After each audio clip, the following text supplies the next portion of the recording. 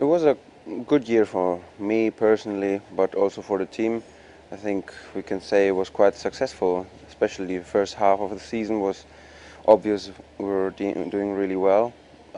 Qualified always in the top 10 and had just very good results in general. It's been a bit of a mixed season, but overall I think strong result came and we had really good points.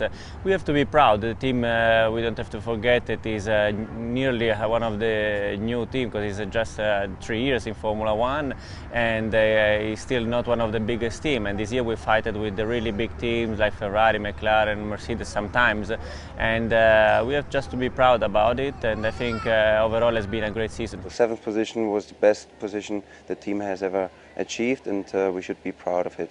None of us ever gave up. From the beginning we showed that we could have had strong performance, and even though it was difficult because sometimes we lost some good points on the road because of problem in the car, but you know, we always gave the maximum from my side and from the team side to solve the problem and to be on top of it.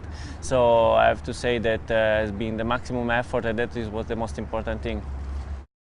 Canada was maybe the best highlight because we were starting in P5 and was a great position to be, and we were one of the fastest cars in the field. Unfortunately in the start we had a contact with Felipe, and that ruined the most of the race, but even we went back in last position after 2 laps.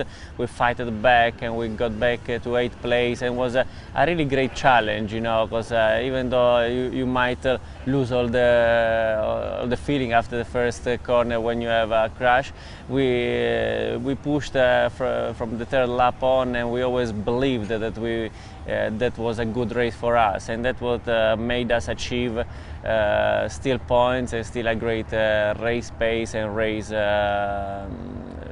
history in a way. So it's been, I think, the nicest race of the year. Valencia was a good result.